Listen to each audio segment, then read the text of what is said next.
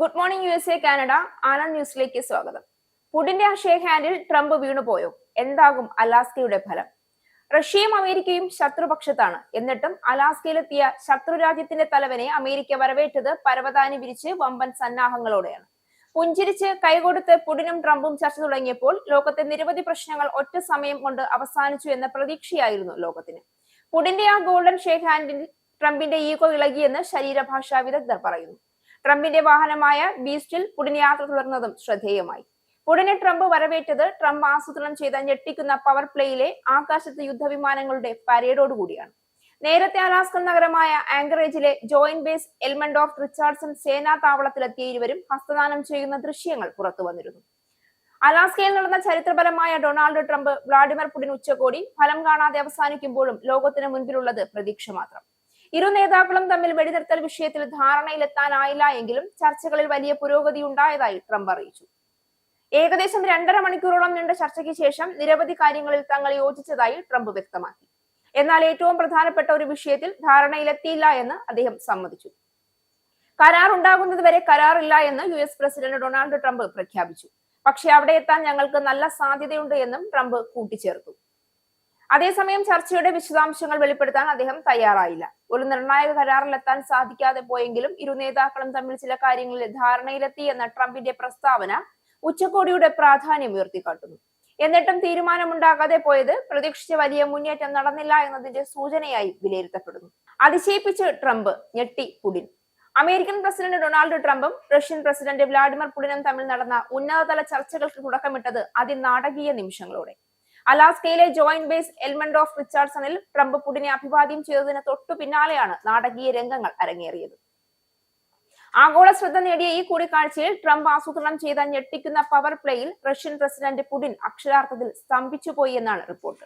2018 ശേഷമുള്ള ഇരു നേതാക്കളുടെയും ആദ്യ മുഖാമുഖത്തിൽ ട്രംപിന്റെ സൈനിക ശക്തി പ്രകടനവും പുടിൻ നേരിട്ട് കണ്ടു. ഇരുവരും ട്രംപിന്റെ വാഹന വ്യൂഹത്തിന് നേരെ നടക്കവേ ഒരു B-2 ബോംബറും 4 F-35 ഫൈറ്റർ ജെറ്റുകളും ആകാശത്തേക്ക് പറന്നുയർന്നു.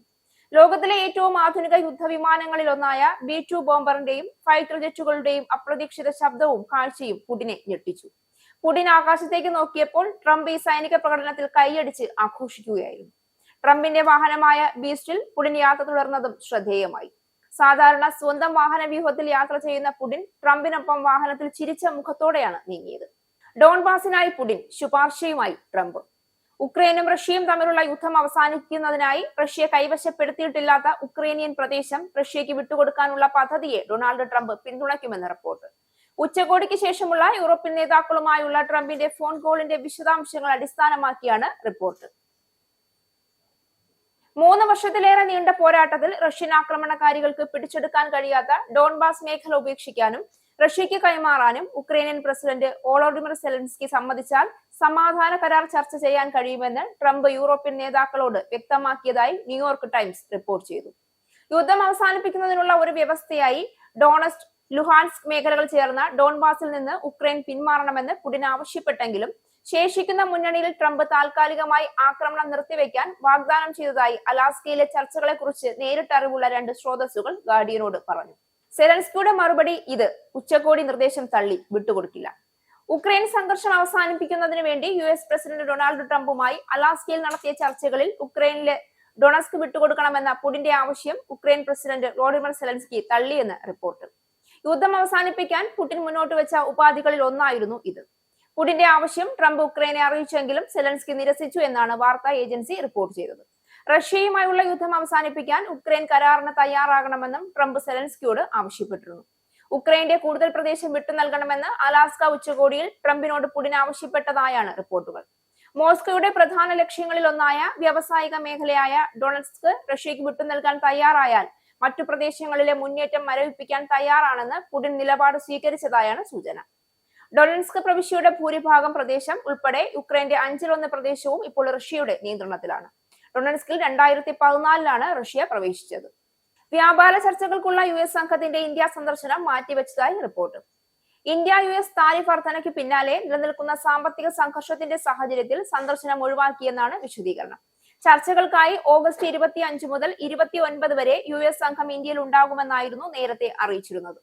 US പ്രസിഡന്റ് ഡൊണാൾഡ് ട്രംപ് മുൻപ് ഏർപ്പെടുത്തിയ 25% തീരുവയ്ക്ക് പുറമെ റഷ്യൻ എണ്ണ ഇറക്കുമതിക്ക് ഇന്ത്യൻ ഉൽപ്പന്നങ്ങൾക്ക് 25% ലെവി ഏർപ്പെടുത്തുമെന്നും പ്രഖ്യാപിച്ച സാഹചര്യത്തിൽ ഇന്ത്യ US ഉഭയകക്ഷി വ്യാപാര കരാറിനെ കുറിച്ചുള്ള ചർച്ചകൾ നിർണായകമാണ്. ഉഭയകക്ഷി വ്യാപാര കരാർ സംബന്ധിച്ച് US-ഉം ഇന്ത്യയും തമ്മിലുള്ള 6ാം റൗണ്ട് ചർച്ചകൾക്ക് വേണ്ടിയായിരുന്നു US സംഘത്തിന്റെ സന്ദർശനം. കൂടാതെ 25% അധിക തീരുവ ഓഗസ്റ്റ് 27-ന് പ്രാബല്യത്തിൽ വരുമെന്നിരിക്കെ ചർച്ച നടക്കുന്ന തീയതികളും പ്രധാനപ്പെട്ടതായിരുന്നു.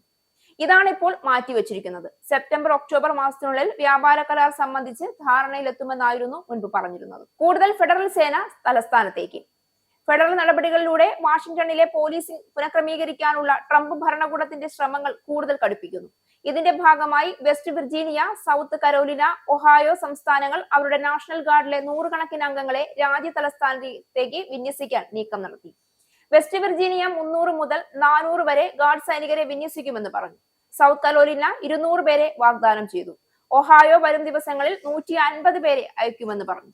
വാഷിംഗ്ടണിലെ ലോക്കൽ പോലീസ് സേനയെ ഫെഡറലാക്കി 800ഓളം district of Columbia national guard അംഗങ്ങളെ സജീവമാക്കിയ ഡൊണാൾഡ് ട്രംപിന്റെ എക്സിക്യൂട്ടീവ് ഉത്തരവിനെ തുടർന്ന് ഡെമോക്രാറ്റിക് നഗരത്തിൽ പ്രതിഷേധങ്ങൾ വ്യാപിപ്പിച്ചതിനെ തുടർന്നാണ് ശനിയാഴ്ച ഈ നീക്കങ്ങൾ പ്രഖ്യാപിച്ചത്. പുടിന് മെലാനിയ ട്രംപ് അയച്ച കത്തിൽ എന്താണ്? ഉക്രൈനി കുട്ടികളെ റഷ്യ തട്ടിക്കൊണ്ടുപോയതിൽ നീറി ഉക്രൈൻ. എന്നാൽ തട്ടിക്കൊണ്ടുപോയതല്ല, അവരെ യുദ്ധത്തിൽ നിന്നും രക്ഷിക്കുകയായിരുന്നു എന്നാണ് റഷ്യയുടെ നിലപാട്. എന്നായാലും US പ്രസിഡന്റ് ഡൊണാൾഡ് ട്രംപിന്റെ ഭാര്യ മെലാനിയ ട്രംപ് വെള്ളിയാഴ്ച റഷ്യൻ പ്രസിഡന്റ് വ്ളാഡിമിർ പുടിന് റഷ്യൻ കുട്ടികളുടെ ദുരവസ്ഥ വിവരിച്ച് കത്തയച്ചതായി റിപ്പോർട്ട്. റോയിട്ടേഴ്സ് റിപ്പോർട്ട് ചെയ്തതനുസരിച്ച് 2 പ്രസിഡന്റുമാരും ഉക്രൈൻ യുദ്ധത്തെക്കുറിച്ചുള്ള ചർച്ചകൾക്കായി അലാസ്കയിൽ കൂടിക്കാഴ്ച നടത്തിയപ്പോൾ ട്രംപ് പുടിന് ഈ കത്ത് കൈമാറി. മെലാനിയ ട്രംപിന്റെ കത്തിന്റെ ഉള്ളടക്കം വെളിപ്പെടുത്തിയിട്ടില്ല. മാതാപിതാക്കളുടെയോ രക്ഷിതാക്കളുടെയോ അനുമതിയില്ലാതെ ആയിരക്കണക്കിന് ഉക്രൈനിയൻ കുട്ടികളെ അവരുടെ രാജ്യത്ത് നിന്ന് മാറ്റുന്നത് യുദ്ധക്കുറ്റമാണെന്ന് കത്തിൽ ആവർത്തിച്ചു പറഞ്ഞതായി റിപ്പോർട്ടുണ്ട്. റഷ്യൻ സൈന്യം യുക്രൈനിയൻ കുട്ടികളെ തട്ടിക്കൊണ്ടുപോയത് കീവിനെ സംബന്ധിച്ചിടത്തോളം വളരെ സെൻസിറ്റീവ് വിഷയമാണ്. ആയിരക്കണക്കിന് ഉക്രൈനിയൻ കുട്ടികളെ റഷ്യ നിയമവിരുദ്ധമായി നാടുകടത്തുന്നുവെന്ന് യുക്രൈൻ ആരോപിച്ചിരുന്നു. എന്നാൽ തട്ടിക്കൊണ്ടുപോകലെന്ന ആരോപണം റഷ്യ നിഷേധിച്ചു. സ്വന്തം സുരക്ഷയ്ക്കും യുദ്ധത്തിന്റെ ഭീകരതയിൽ നിന്ന് അവരെ രക്ഷിക്കുന്നതിനുമാണ് കുട്ടികളെ മാറ്റിയതെന്നാണ് റഷ്യ പറയുന്നത്. ഒന്റാരിയോയിൽ നഴ്സ് രോഗി അനുപാതം സംബന്ധിച്ച് പോര്. ഒന്റാരിയോയിൽ നഴ്സ് രോഗി അനുപാതം സംബന്ധിച്ച് ഫോർഡ് സർക്കാർ നിയമനിർമ്മാണം നടത്തണമെന്നാവശ്യപ്പെട്ട് പുതിയ പഠന റിപ്പോർട്ട്.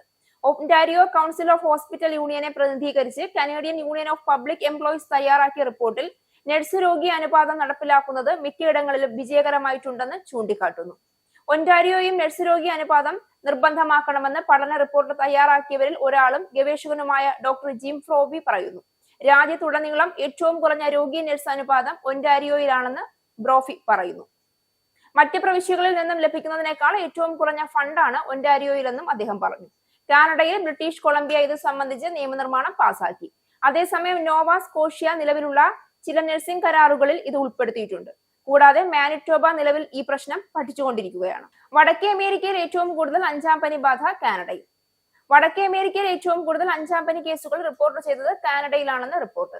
വാക്സിനേഷൻ നിരക്ക് കുറഞ്ഞതായാണ് രോഗബാധിതരുടെ എണ്ണം വർദ്ധിക്കാൻ കാരണമെന്നും പാൻ അമേരിക്കൻ ഹെൽത്ത് ഓർഗനൈസേഷൻ പുറത്തിറക്കിയ റിപ്പോർട്ടിൽ പറയുന്നു. ഈ വർഷം 5ാം പനി ബാധിതരുടെ എണ്ണത്തിൽ ക്രമാതീതമായ വർധനവുണ്ടായതായി നോർത്ത് സൗത്ത് അമേരിക്കയെ ഉൾക്കൊള്ളുന്ന ലോകാരോഗ്യ സംഘടനയുടെ പ്രാദേശിക ഏജൻസി പറയുന്നു. ഈ വർഷം ഓഗസ്റ്റ് 8 വരെ 10 രാജ്യങ്ങളിലായി 10,139 5ാം പനി കേസുകളാണ് സ്ഥിരീകരിച്ചത്. അതിൽ കാനഡയിൽ മാത്രം 4,548 കേസുകളുണ്ട്. Alberta, British Columbia, Manitoba, Ontario എന്നിവിടങ്ങളിലാണ് കൂടുതൽ കേസുകൾ റിപ്പോർട്ട് ചെയ്തിരിക്കുന്നത്. അമേരിക്ക, മെക്സിക്കോ എന്നിവിടങ്ങളിലും വലിയ തോതിലുള്ള രോഗവ്യാപനമുണ്ടായി. 5ാം പനി ബാധിച്ച 18 പേർ മരിച്ചതായും PAHO റിപ്പോർട്ടിൽ ചൂണ്ടിക്കാണിക്കുന്നു. ഇന്ത്യൻ ഓവർസീസ് കോൺഗ്രസ് കേരള ഘടകം സ്വാതന്ത്ര്യദിനം ആഘോഷിച്ചു.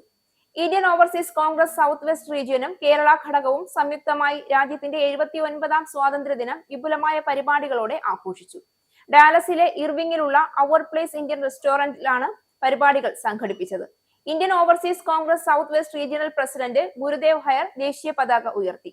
തുടർന്ന് IOC കേരള ഘടകം പ്രസിഡന്റ് മാത്യു നൈനാൻ രാജ്യത്തിനു വേണ്ടി ജീവൻ ബലിയർപ്പിച്ച ധീരദേശാഭിമാനികളുടെ ഓർമ്മകൾ പുതുക്കിക്കൊണ്ടും ഇന്ത്യയുടെ സമ്പന്നമായ ചരിത്രവും സംസ്കാരവും ഓർമ്മിപ്പിച്ചുകൊണ്ടും സംസാരിച്ചു.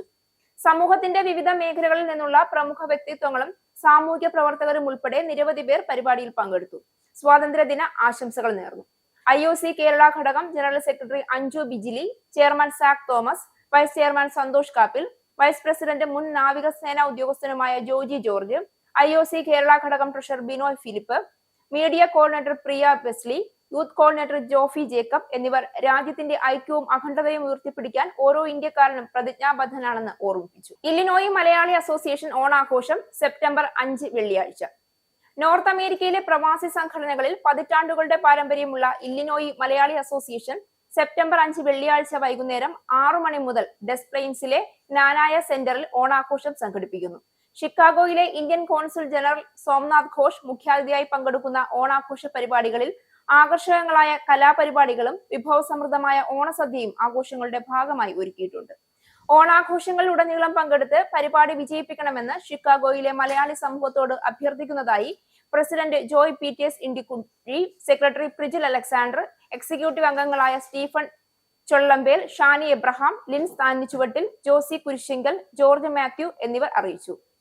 സംഘടനയുടെ മുൻ പ്രസിഡന്റ് ആയിരുന്ന സാം ജോർജ് ആണ് ഇത്തവണത്തെ ഓണാഘോഷങ്ങളുടെ കോർഡിനേറ്റർ. ശോഭ നായരുടെയും ആനി സണ്ണിയുടെയും നേതൃത്വത്തിലാണ് കലാപരിപാടികൾ. ഈ ന്യൂസ് ബുള്ളറ്റിൻ അവസാനിച്ചു. നന്ദി.